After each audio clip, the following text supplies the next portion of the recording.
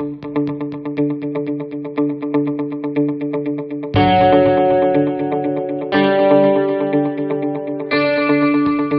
Dear students, अगर आप इन video lectures का मैक्सिमम यूटिलाइजेशन करना चाहते हो तो आई थिंक आपको ये इंप्रूव सेशन डेफिनेटली फॉलो करना चाहिए और रिलीजियसली फॉलो करना चाहिए। इंप्रूव सेशन क्या है, इसका लिंक डिस्क्रिप्शन बॉक्स में है, तो जाओ उसको चेक करो। इसके अलावा अगर आप व्हाट्सएप ग्रुप ज्वाइन करना चाहते हो, और मुझे लगता है आपको करना भी चाहिए, तो आप क्या करो, हमारे वेबसाइट पे जाकर के अपने कॉन्टैक्ट डिटेल्स दे दो, या फिर इस व्हाट्सएप नंबर पे जाकर के अपने कॉन्टैक्ट डिटेल्स दे दो, सो दैट हम आपको उसमें ऐड कर सके। चलो अब पढ़ना शुरू करते हैं। Okay, so up next we have orbital velocity and escape velocity.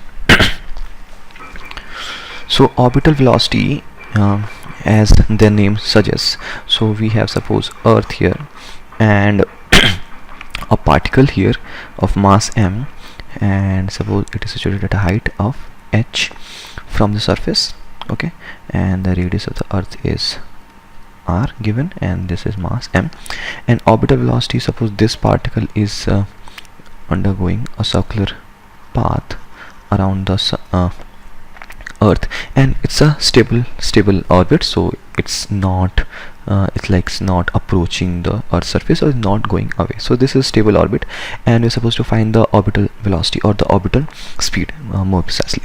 So basically that motion, for that circular motion, the centripetal force is being provided by the gravitational force of attraction from Earth. Okay, so basically what you're going to write, the centripetal force F centripetal is provided by the F of gravitation from the Earth.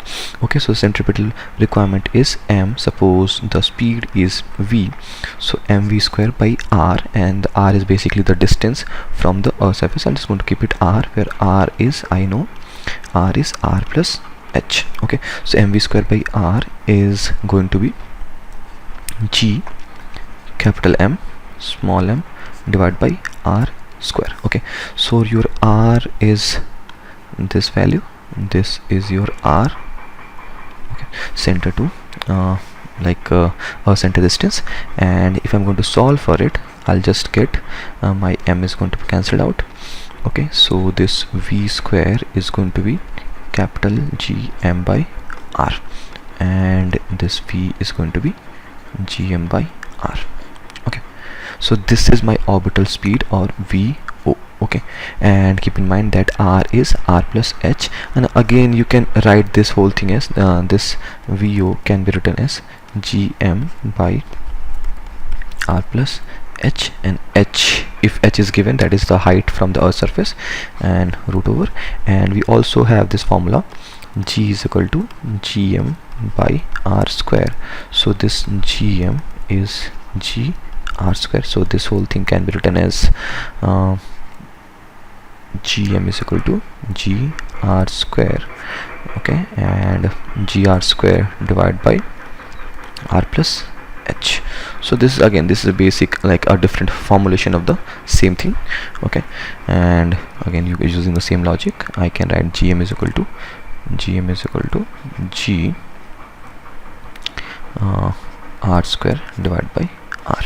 Okay, so this is my orbital speed. Up next we are going to talk about the escape velocity, or the escape. Okay, so the escape velocity is basically the velocity required to escape the gravitational field of Earth, or in fact any celestial body. It could have been escape velocity, if I'm talking about escape velocity of moon, so you are supposed to escape the gravitational field of moon, or maybe any similar planet or celestial body. Okay, and you have to reach infinity with v, or speed tending to 0. So it's basically the speed given, or the velocity given to the body, such that it escapes the body, and it reaches infinity with k tending towards 0. So again, whatever forces are going to act on the system is going to be the gravitational forces. Okay, so in absence of any external force, the mechanical energy of the system must remain conserved. Okay, so total mechanical energy in the initial state has to be total mechanical energy in the final state. Now suppose a surface, a body has to leave the Earth's surface, okay, or Earth's gravitational field in such a way that it reaches infinity with zero kinetic energy, or tending towards zero kinetic energy. In that case, your TEI is minus g, suppose mass is m and here mass is m, minus g mm by r. Okay, so this derivation again, this is the potential energy component. We have derived this formula in the previous section. Okay, so minus g mm by r plus whatever speed you are going to give this guy at that instant. So suppose you are going to give it ve, where ve is the escape velocity. So at that instant the kinetic energy is going to be half m ve square. Okay, so this is the k part. What do we need? We need the final kinetic energy or final total energy of the system to be 0. Why 0? Because it has to reach infinity with kv tending towards 0, so k becomes 0, and since we are talking about infinity, by convention my u infinity is 0, so potential energy infinity is 0, so I'm just going to add 0 plus 0, that is going to be 0. So Ti is equal to Tf, that means total energy initial has to be 0, and for that this is going to be 0, and then I'm going to solve for half m ve square is equal to g mm by r, and just this mm cancels out, and this ve is nothing but 2 gm by r. Okay, so this is root over 2 gm by r, and if you remember our v orbital was gm by r. Okay, so this was my v orbital, this is my v escape. Okay, and if you're going to put the values of g, m and r, you're going to get something around 11.8 kilometer per hour, if I'm not wrong. Okay, so this is something around 11.8 kilometer or 11.2 and you can again express this in terms of the small g.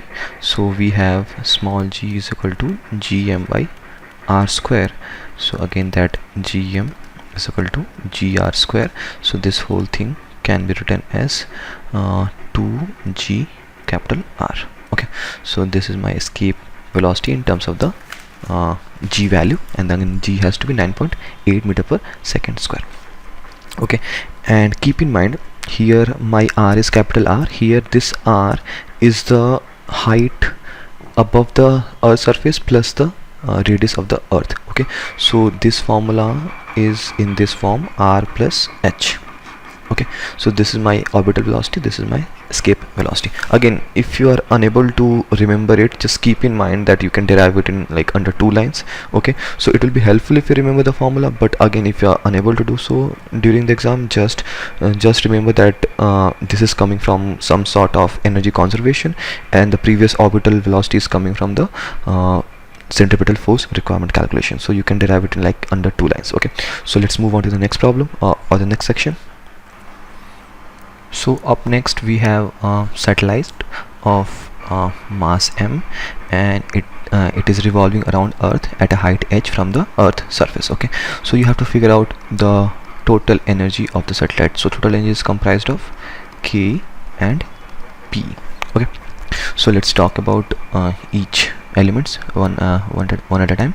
So k is going to be half into m into v orbital square, and we just derived that orbital speed was, and v orbital is g m by r. Okay, so again this r is r plus h, so I can write g m by r plus h. Okay, so half mv square is equal to half m, and this is going to be g m by r plus h. So again this is very easy to calculate, so g mm by 2 r plus h. So let's talk about the potential energy. Potential energy of this satellite system is going to be minus g m by r plus h.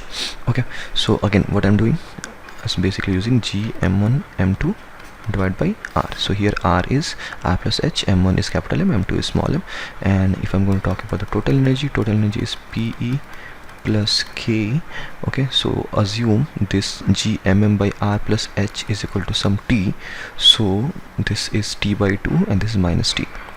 So total energy is equal to P plus Ke, so P can be written as minus of T, and this can be written as plus T by 2. So minus T plus T by 2 is minus T by 2, and what was T? T was gmm by R plus H.